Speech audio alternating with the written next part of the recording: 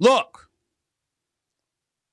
it ain't just P. Diddy that's in trouble with all of this, because he's in a world of trouble. He's in a world of trouble, but that's not what I'm thinking about.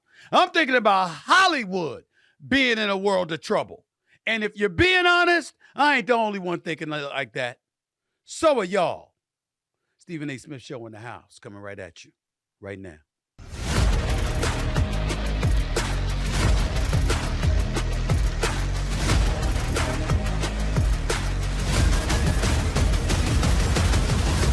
What's up, everybody? Welcome to the latest edition of the Stephen A. Smith Show, coming at you as I love to do at the very least 3 days a week over the digital airways of YouTube. As always, thank you to all of my followers and subscribers. We now eclipsed 790,000 subscribers on YouTube, eclipsing over more than 2.9 million downloads on iHeartRadio. Can't thank y'all for the love and support enough. Thank you. Keep it coming. I'm going to keep on coming. I want to get right into it. I know I brought up P. Diddy, and I've got to get into that, but there was a Monday Night Football game that came on last night between the Philadelphia Eagles and the Atlanta Falcons. I'll get to more of that a little bit later. Let me just say this real quick about the Monday Night Football game. Eagles blew the game. Saquon Barkley dropped the pass that would have given them a first down. Obviously, they would have been able to run out the clock. He dropped it. They kicked the field goal. It gives the Atlanta Falcons an opportunity to get the ball back down 6 points, 21-15, with under 2 minutes to go. And what do? Okay, the Eagles had held the 3-point lead with 1:56 left in the game. Okay, 6-point lead, but they had a lead. Okay, with less than 2 minutes left in the game, and let Kirk Cousins look like Joe Montana, and they go downfield and they handle their business. And he throws a pass off a great route by Drake London, put a move on Darius Slade Jr., got into the right corner of the end zone, caught the touchdown pass, boom, kicked the extra point.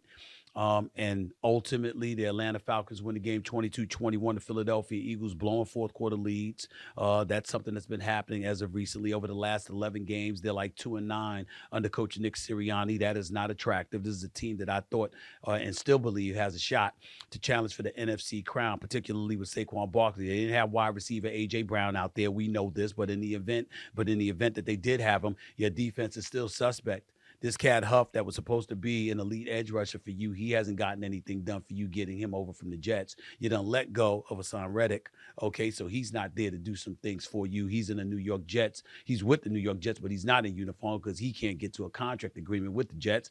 So you got a situation in Philadelphia right now where your defense, with him being gone, Reddick being gone, with Fletcher Cox being gone, and what have you, their defense doesn't look like it's looked over the last few years, and as a result, it's going to be hard to imagine the Philadelphia Eagles being formidable defensively. Offensively, I think they will be elite once A.J. Brown comes back.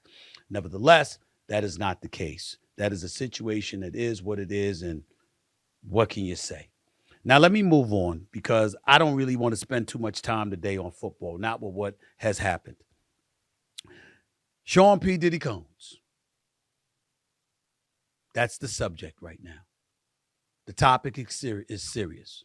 It's a federal case against Sean P. Diddy Combs. The bad boy entertainment mogul was arrested overnight at a Manhattan hotel and taken into custody by U.S. Homeland Security investigators. The investigators were acting on a sealed indictment filed by the U.S. District Court for the Southern District of New York. The 14-page indictment, which I have read, which was unsealed today, charges Diddy with sex trafficking and racketeering. The federal government has accused Diddy of directing a vast criminal enterprise that he used to assault and traffic women. Here's a section of the indictment that essentially lays out the broad case against Diddy. He's accused of, quote, creating a criminal enterprise whose members and associates engaged in and attempted to engage in, among other crimes, sex trafficking, forced labor, kidnapping, arson, bribery, and obstruction of justice, end quote. The indictment also alleges Diddy used force or threats of force to coerce women to engage with male sex workers. The indictment goes on to say those acts, which were called, quote, freak-offs, end quote, sometimes lasted days and were often recorded. Federal prosecutors say various recordings were seized during the raids on Diddy's home in Los Angeles, homes, not one home, homes as in plural, in Los Angeles and Miami earlier this year. The government also alleges participants of the quote-unquote freak-offs were often given controlled substances like ketamine, and ecstasy to keep victims, quote, obedient and compliant, end quote. Combs will appear in federal court today where he's expected to plead not guilty. Federal prosecutors laid out the case against Diddy during a press conference earlier today in New York City, during which prosecutors also said they want bail denied and they want Diddy to remain in jail until his trial. P. Diddy Combs is expected to plead not guilty, and his attorneys say he deserves to be released until the trial date. Diddy's wave of legal troubles was spurred by a bombshell lawsuit filed by ex-girlfriend Cassie Ventura in November. The R&B singer accused the mogul of rape, sex trafficking, and physical abuse. The lawsuit was settled for an undisclosed amount a day after it was brought. He's in a world of trouble, y'all. My God, is he in a world of trouble. First of all, say some local police department. This is Homeland Security. So let's get that out the way first. This is Homeland Security. First off.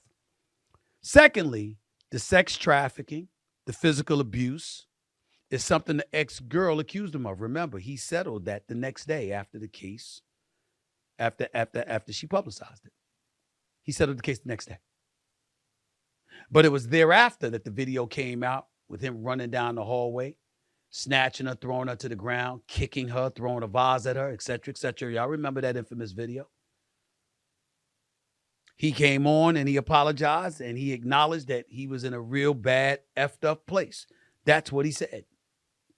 That's what he said. So you admitted you were messed up.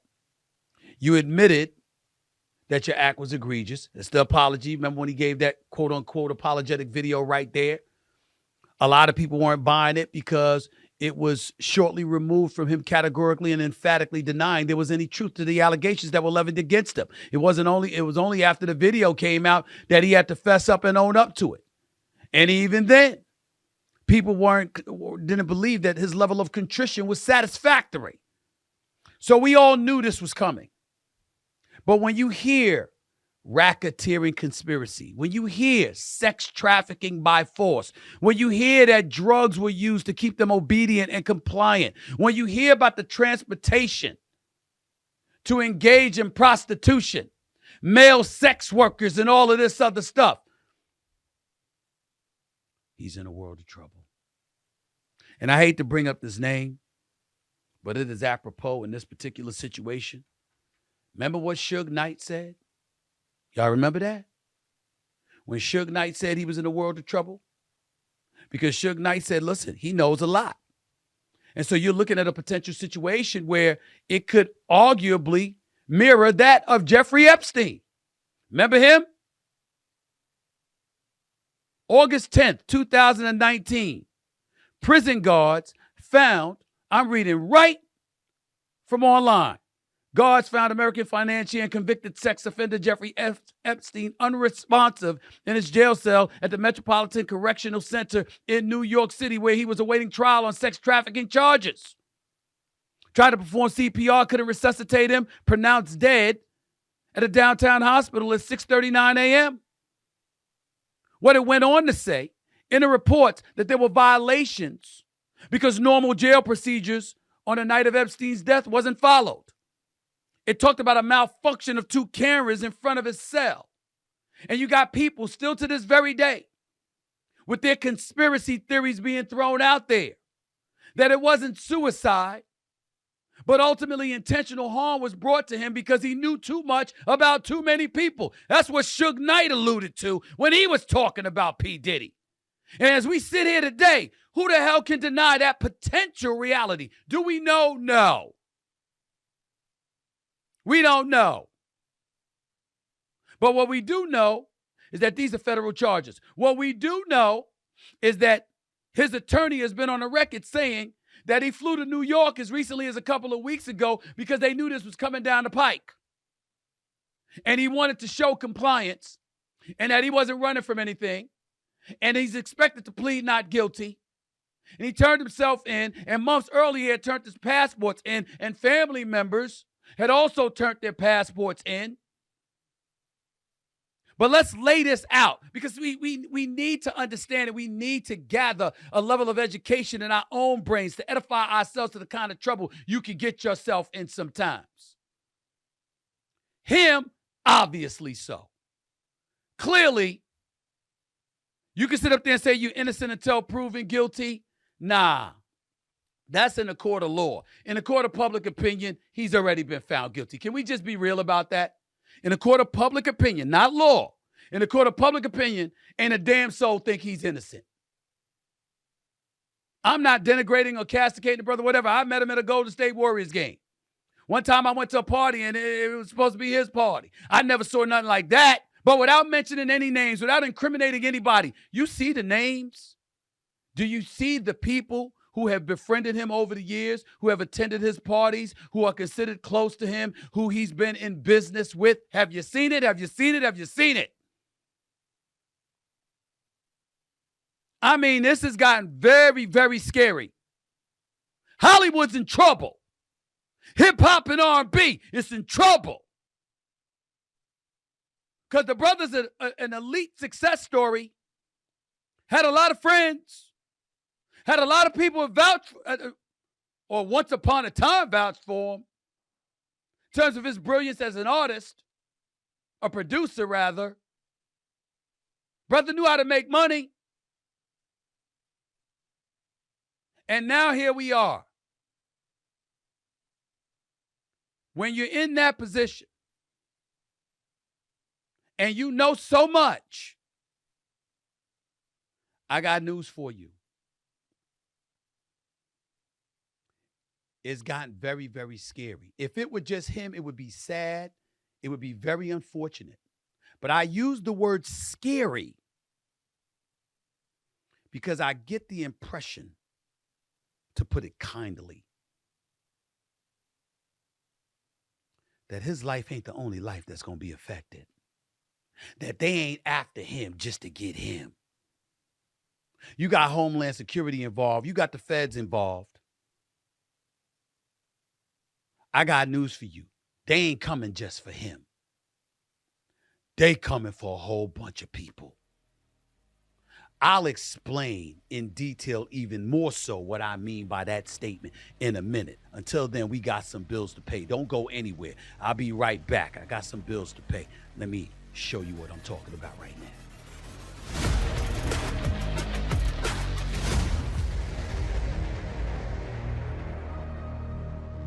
Okay, everybody, it's that time again. Oh, yeah, it's time for Stephen A. Sports Picks. And I couldn't be more excited because we're right in the middle of the NFL season, which also means I can now be in the middle of that big-time action. But you might be asking, how's that possible? I'll tell you how. I use Prize Picks, of course. You see, Prize Picks is the largest fantasy sports platform in all the land with more than 3 million members. All you need to do is just choose 2, 3, or even up to 6 players and then pick more or less on their projected stats for the game. And the best part is you can pick and choose players from all of the sports you love to watch, whether it's Justin Jefferson, Aaron Judge, Caitlin Clark, or even Scotty Scheffler. And get this, sign up with code SAS and Prize Picks will give you $50 instantly when you play your first lineup, your first $5 lineup. You don't need to win your lineup to receive the $50 bonus. It's guaranteed. All you have to do is play a $5 lineup on Prize Picks, and you'll get $50 instantly. Now, let's see my winning picks. Today, I'll be picking for this week's Thursday night football game with the New York Jets playing the New England Patriots. First up, Aaron Rodgers going up against the Patriots secondary. More or less than 215.5 passing yards. You know, I'm watching him pick his spots. He ain't dropping back trying to throw 30 passes in a game or whatever. He's got Breece Hall to hand the ball off to, a couple of other cats as well. I could see Aaron Rodgers winning this game, but still throwing for less than 215.5 yards. So I'm going to go with less on that particular one. Next up, Patriots quarterback Jacoby Brissett playing the New York Jets more or less than 168.5 passing yards. I don't recall no big-time weapons the New England Patriots have at their disposal. I do recall the Jets being a big-time defense. So naturally, if your offense ain't potent, but the defense you're going up against is, I'm going to go with less on this one for Jacoby Brissett. Less than 168.5 yards. Next up, Jets running back Breece Hall. More or less than 66.5 rushing yards. They're going to give this brother the ball. This brother can run in between the tackles. He can run outside the numbers. He can run with power. He can run with speed. I like him a lot. I think we all do. I think he's a big-time player. He's going to get more than 66.5 yards in this particular game because I could see the New York Jets giving them the ball more than 20 times. I'm going to go with more on this one. Last but not least, New England running back Lamondre Stevenson, more or less than 66 and a half rushing yards. I like the Jets defense a lot. They could do some things. New England doesn't have much of a passing game. They're going to give this brother the ball significantly as well. I could see him getting more than 66 and a half yards. Not 100, but I can see him get more than 66 and a half yards. So let's revisit this, please. Aaron Rodgers and Jacoby Brissett, the quarterbacks, I got them at less, okay? Breece Hall and Ramondre Stevenson, I got them at more. It's topsy-turvy. You can go either way. Flow with me on this one. I think I got you covered. Welcome back to the Stephen A. Smith Show right here with the digital airways of YouTube and, of course, iHeartRadio. Let me tell you something. Hollywood's in trouble. I'm not talking about actors and actresses. I'm talking about the music industry. Because anybody that was associated with him are going to be considered suspect. I'm not saying any names because I ain't trying to do that to anybody. I'm not wishing that on anybody.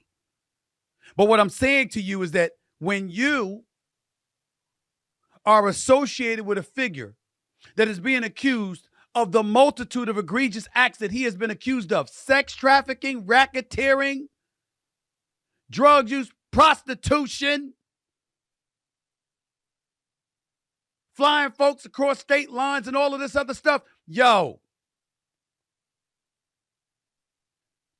I'm glad P. Diddy's got money. They talking about $50 million bond.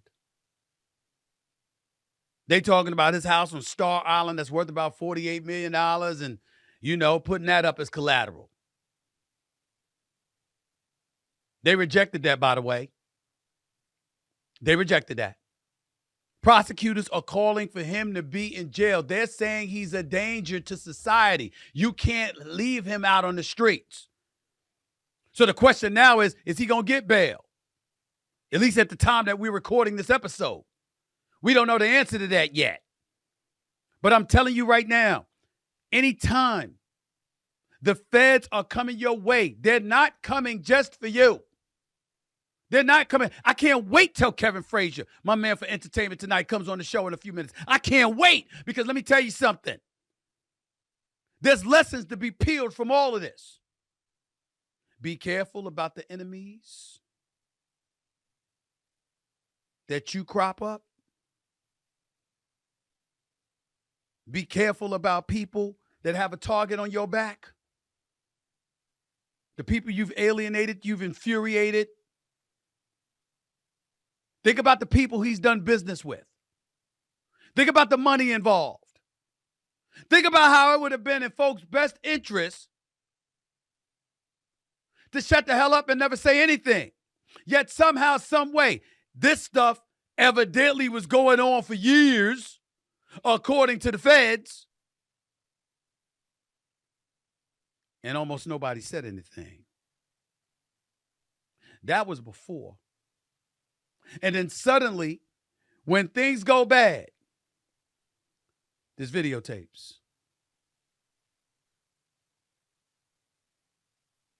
There's recordings. There's surveillance cameras. There's electronic equipment. There's a multitude of statements.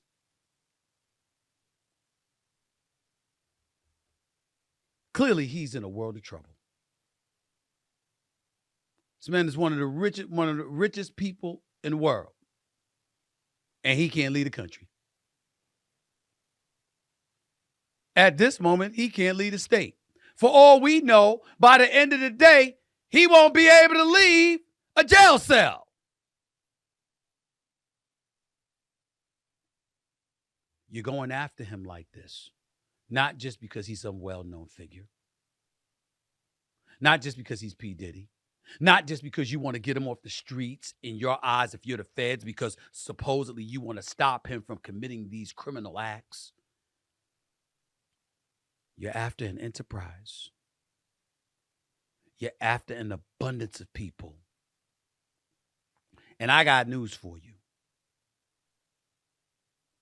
If it were just people employed under Bad Boy Entertainment, Combs Enterprises, or anything else, that would be one thing.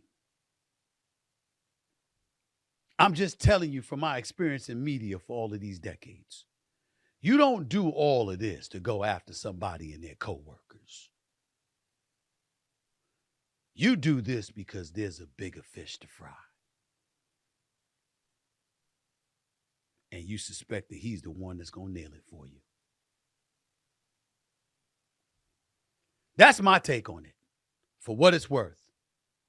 But coming up, somebody's got a better take than I do, in my opinion. He's the host of Entertainment Tonight. His name is Kevin Frazier, and he joins me next to discuss the latest facts in the Sean Diddy Combs indictment. Stick around. Don't touch that dial. Wait till you hear what this brother has to say, because I can assure you, he knows a lot. Welcome back to the Stephen A. Smith Show right here over the digital airways of YouTube and, of course, iHeartRadio.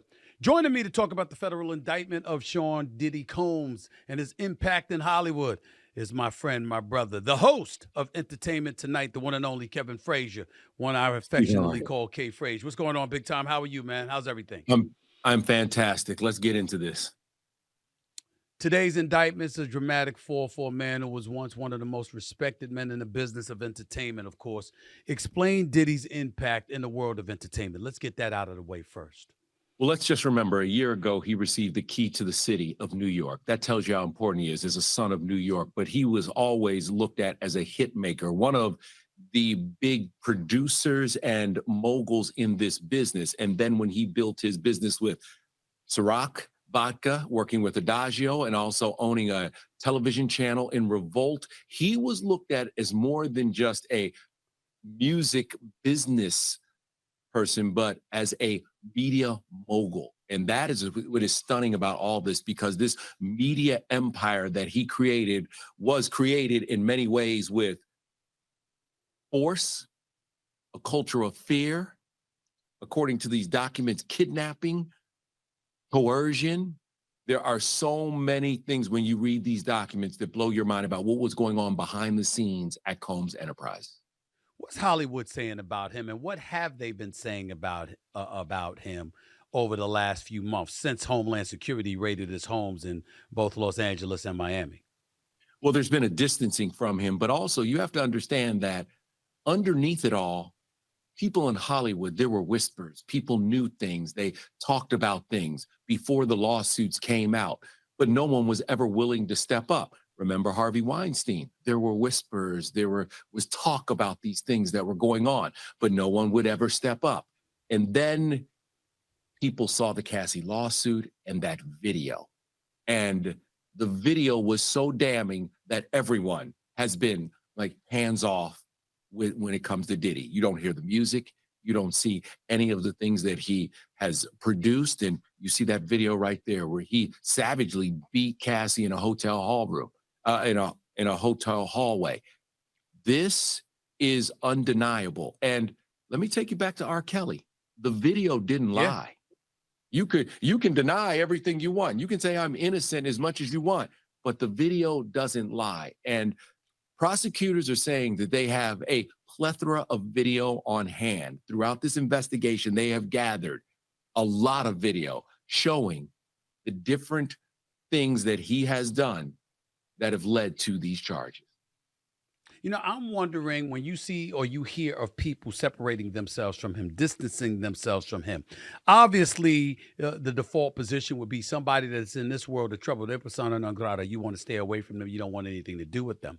But there have been people and noise emanating out of Hollywood that there are some who are keeping their distance from him because they may be culpable as well, because obviously they knew. Some people are intimating folks or other folks were involved, et cetera, et cetera. What kind of indication have you gotten reporting on this story, reporting on the business of Hollywood and so many of the things that have transpired? What kind of intel can you provide us as it pertains to possible involvement of anybody else, or is this all about Diddy? Sure. If you look at the case, and they brought RICO charges, they're federal RICO charges. And the reason they did that is so they can include the entire Combs Enterprises organization. That means the people who aided and abetted him now are also liable and could be brought into this lawsuit. There have been lots of interviews with lots of people. And so there's an expectation that Either people will testify against him or they will also be charged down the road. And then people have been very vocal about some of the things they saw, like Dawn Richards saying that she sat at a table with a very high-powered music executive and other entertainers and watched as Diddy punched Cassie in the face. And then they went about their meeting that Dawn Richards says that she was held hostage by Diddy in the back of a Bentley. And she had to call her father to drive into New York City to make sure she was okay. So there are all these charges. And remember, 10 lawsuits, not the criminal lawsuits, but the other individual lawsuits that also stand right now against Diddy. I'm wondering about this as well because I'm listening. We're talking to Kevin Frazier, for the host of Entertainment Tonight, right here on the Stephen A. Smith Show over the digital airways of YouTube and, of course, iHeartRadio. When I think about these charges, it says sex trafficking, racketeering charges, etc. They're clearly after more than just him. When did this all begin, Kevin? It's one thing to hear the noise, but when did we all get the sense, wait a minute, the inevitable is coming? Folks are out to get him. He done made the wrong enemies, for crying out loud, because the belief was this has been going on for quite a long time. Enough people had seen it. Enough people were quiet about it. And then all of a sudden, folks stopped being quiet. When did the beginning of the demise of P. Diddy take place in your eyes based on this particular case against him? For me, it was when Adagio decided to separate themselves from him. Ciroc had done very, very well. And then Adagio was like, we are separating from Diddy. And at first, when you hear the rumblings, before it became public, when you hear the rumblings that they are willing to pay him off just to get to separate from him, you wonder what more is coming down the road. And there must be more coming down the road. So keep this in mind, Steve. He sold his stake in Revolt. He has his money from Adagio. So he is flush with cash. He is also using his homes to put up this $50 million bail package. He went to New York to turn himself in to show that I am not a flight risk. I'm around. So he plans on fighting this. He has to fight. But the issue will be the video evidence and all the things that were confiscated from his house. So when when you heard the rumblings that things were going wrong with Adagio and Ciroc, that's when I began to say something big is going to happen and something bad is going to happen. But I mean, just a year ago, New York was celebrating Diddy. Think about that, Steve. Yeah. The same people who were celebrating him are now putting him in handcuffs. But see, I'm thinking about it from this standpoint, Kevin. I'm looking at this and I'm saying, okay, the violence is obvious because you're caught on video and the video ain't lying. You know, you beat Cassie Ventura up. You beat her up. We saw that. We witnessed that with our own two eyes. He came on thereafter and said he was really in a messed up place. He apologized. He tried to show some level of contrition. Nobody was buying it because it was weeks removed from him categorically and emphatically denying that the incident ever took place before he ultimately got exposed for lying. But when they say sex trafficking, see, that's the kind of stuff that resonate with these freak off parties and stuff like that. In terms of those kind of details, what are people in Hollywood saying about that? Are they saying this happens all the time? It's par for the course, or was it a Diddy specialty that finally got exposed? Steve, I mean, let's go back to Jeffrey Epstein and all the things that went on with him and the Hollywood names that were involved. And then you go to Harvey Weinstein, and this is what drove the Me Too movement. These things, when you have people who have a power dynamic to wave that over other people's dreams of success and the fear of losing that success once you're put into the machine and that you are forced and coerced to do things against your will, to hold women and force them to have sex with male sex workers while you work is a different level of depravity. And you have to look at this and stop for a second and say, how could a person build something like that? How could a person have something like that? And it's because of the power dynamic to hold people's dreams in your hand. People wanted to People wanted to be successful. They wanted to be stars. And when you want to be a star, sometimes you'll do any damn thing to be a star. And Steve, keep this in mind.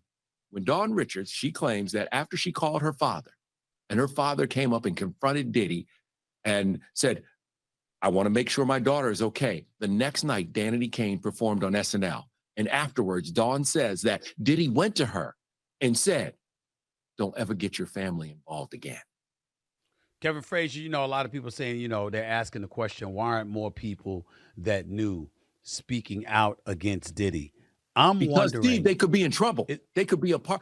I agree. Think about this. If you were silent, if you were sitting at the table, as Don Richards claims, and you saw Diddy punch Cassie in the face while you're eating and you didn't say anything, that's a problem. And let's forget about what it does to you, you know, whether it's federally or with local officials, but let's talk about the court of public opinion and how that can damage someone's career because you saw these women being abused. I'm thinking along the lines of this, though, and I'm not disagreeing with what you just said. Yeah. But I'm also contemplating the federal indictment, the RICO charges. You know they're coming for more than just him. So the damning evidence, remember, they're saying that, okay, you had these freak offs. You had these women that you had engaging in all kind of sex acts and what have you. You have with professional male workers, okay? Mm-hmm. But you also have a situation where it wasn't just for himself. It might have been for others. And so they're literally calling Bad Boy Entertainment a criminal enterprise. This is what they're saying. I'm wondering, the kind of folks they're after are the folks in Hollywood lying back in wake, wondering who's next. Because ultimately, if you have workers that you can target and they can be punished and what have you, it's presumed they're going to dime him out. And ultimately, they're going to force him to comply. And Diddy is going to dime out a whole bunch of people. It seems like that's what everybody's waiting for right now. Steve, there have been other big names that have been associated and fluttered around this. And I don't want to say any names until legally they push forward. But you have to understand, even if it's not Diddy who turns, it's other people in his organization. Just think about this. Government obtained, and I want to get this, 90 cell phones, laptops, cloud storage accounts, as well as over 30 other electronic and storage devices like hard drives, thumb drives, cameras, and surveillance systems, and a bunch of electronic data. So you have to believe that when that case is laid out, that what you're going to see is video of these wrongdoings and other people involved. The people who aided and abetted him, the people who helped him pull this off in his organization, well, they're already in. But what about the other people who attended these events and these parties and these freak-offs? Because there were other people who attended these freak-offs. This is going to be ugly. There's going to be reverberations throughout Hollywood because even if you didn't attend, if you knew, if you saw, if you understood what was going on. I mean, years and years ago, I was at a party for a very high-profile star, and his people had Diddy removed from that party because they said he was out of control. He was clearly on something other than just having drinks. There were issues there, and they banned him from coming to those parties. And I'm talking about a high-profile star. The information is there. Now it's just how much of that information is going to come out. He's in a world of trouble legally. But I'm not ruling out the possibility that he could be in more danger than that, because with all of that electronic equipment, those cameras, those surveillance videos, all of this stuff that he has, chances are he was able to keep folks quiet, one would presume, because they know he had a mountain of evidence against them. What if you're fearful that he's going to target you and he's going to dime you out? We don't know what's next, man. We really, really don't know. Kevin Frazier, appreciate you, my man. Thank you so much for taking time out of your busy schedule. Steve, keep this in mind real quick. Remember what happened to Jeffrey Epstein. He didn't survive. He didn't survive. Well, we know that case. We know that case all too well. Appreciate you, man. Thanks a lot, man. We'll talk later. As always. As always, talk soon. It's a lot more to tackle. I mean, I thought I said enough before Kevin Frazier came on. Listening to that, I got a lot more to say. Then again, what can you say? This is a bad, bad situation for everybody involved. Hollywood, what a microscope they're under right now. The hip hop community, what a microscope they're on right now. Hip hop and R&B community. I mean, this is bad. This is really, really bad. More of the Stephen A. Smith Show coming up in a minute.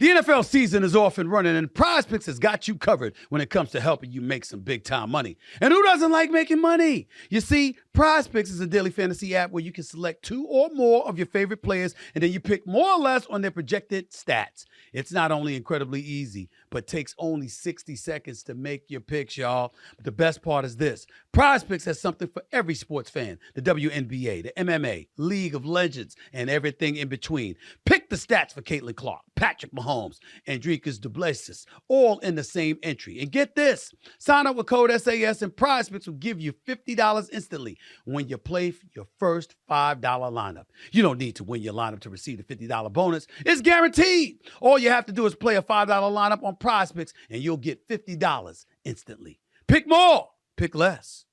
It's really, really that easy.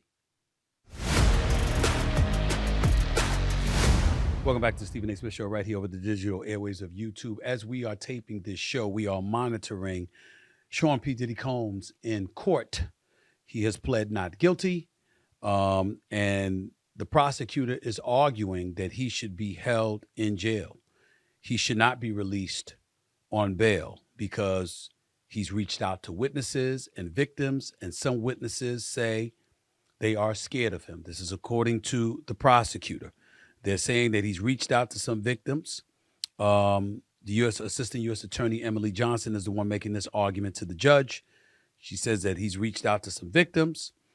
After Dawn Richard, a former member of a music group Combs started, filed her lawsuit on September 10th, Combs reached out to another member of the band who publicly denied the allegations 3 days later. Johnson said Combs called and texted other women 58 times in 4 days. Stuff like that. Just reading off the report from CNN.com. And Kevin Frazier, you heard him allude to it just a few minutes ago, that what else is going to come out of all of this? Because you know names are going to be dropped and what have you. I'm not attaching any names to this. All I'm doing is reading the news, ladies and gentlemen, at this particular point and giving you my thoughts based off of the news. This is the kind of stuff that I was alluding to when I said we need Hollywood's in trouble. Hip hop, R&B, the music industry. I'm not talking about actors and actresses. I'm talking about Hollywood in terms of the music industry. It's in a world of trouble right now because you don't know whose name is attached to P. Diddy, and you don't know where the dominoes are going to fall. You see, when R. Kelly, with his pedophile ass self, was being pursued by law enforcement, by prosecutors and what have you, it was just him. It was just him. There might have been some people who knew or thought or heard or whatever the case may be, but they wanted him. Okay? They wanted him. When you look at P. Diddy, it almost seems clear. It's not just him thereafter. These are RICO charges. It's an indictment. It's Homeland Security. Homes raided in Los Angeles and Miami. Computers and laptops and iPads and phones and surveillance videos and stuff like that confiscated. They did that in May. You're talking about months later, and here they come with this indictment, and they're trying to make it so today, as we're taping this show, if prosecutors have their druthers, they're trying to make today his last day of freedom in his life. That's what they're trying to do. They want him behind bars today. Not next week, not next month, not when the trial begins and he's found guilty by a jury of his peers in their eyes. No. They want him in jail now. This is the level of urgency that they're attaching to this. And then lo and behold, on this day, when P. Diddy is walking into a courtroom in New York to plead not guilty on sex trafficking and racketeering charges, hip-hop music industry vet Kevin Liles is resigning from his Warner Music Group executive VP gig. I am reading from a story right here online on TMZ On Tuesday, Lyles sent a company memo announcing his resignation as chairman and CEO of Warner Brothers 300 Elektra Entertainment chairman, passing the torch to some seasoned vets. The next paragraph, ladies and gentlemen, here's what it says. Lyles has been with Warner since 2004, which formerly housed Diddy's Bad Boy Records. And he's been vocal defending the mounds of allegations against Puffy. That's what it said. So it's not me talking. Every time I've met Kevin Lyles, has been incredibly nice to me. I don't know anything about any of this stuff. What I do know is that they're attaching his name to P. Diddy. And they're doing so on the day that he resigned. And they're showing you the connection between him and Bad Boy Entertainment. You know why they're doing that? Because it's a glimpse of what's coming. There's a whole bunch of names. Y'all guess it. I ain't going to put out no polls. I'm not going to put a poll out there and ask you and give you names and multiple choice. I'm not doing that to other human beings. Only reason I read Kevin Lyles' name is because of the TMZ report that's plastered all over the news right now. It's the only reason I read the name. I'm not mentioning anybody's name. But what they're saying is that's the first domino. That's what they're saying. That's the implication. That's what's going on. Think about the parties at his home. Think about the artist, Puffy, P. Diddy, Sean Diddy Combs. Think about the artist he's represented, who's worked under his label. Go ahead and do your own homework. Think about the people an inordinate amount of people he's been seen with at these parties and beyond. And as Kevin Frazier highlighted, think about Jeffrey Epstein. Think about Suge Knight. Think about what happened with Jeffrey Epstein. Think about how Suge Knight deferred to the Jeffrey Epstein situation when describing the potentiality of what could eventually happen to Sean Diddy Combs. This is bad. This is very, very bad. All we could do is keep our eyes open, watch the case unfold, and remember, as the prosecutors are pursuing this case against him,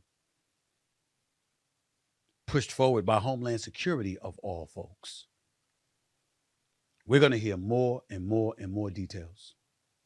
I just finished watching a couple of news channels, not just one. You know what they said? They brought up the video of him throwing Cassie Ventura to the ground, his ex, and kicking her and throwing a vase at her.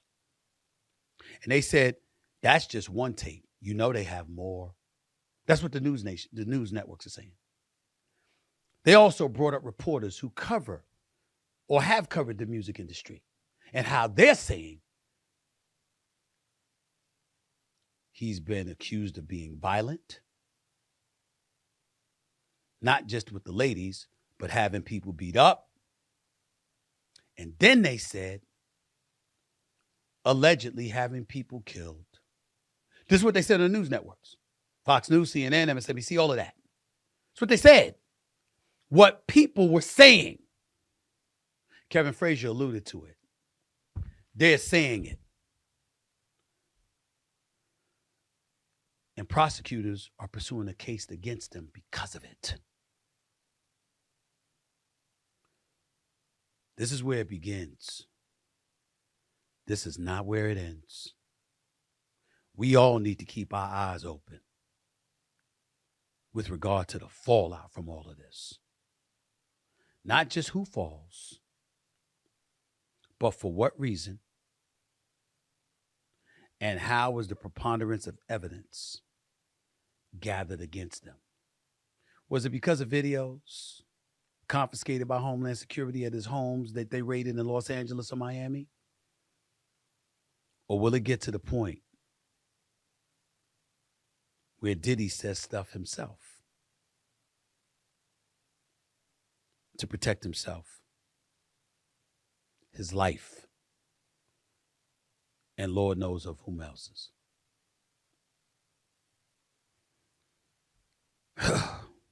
Lord, it's bad, y'all. It's bad. That's it for this edition of the Stephen A. Smith Show. Thank you for listening. I'll be back with you in a couple of days. Until next time, everybody, peace and love. I'm signing off. Be blessed. God bless.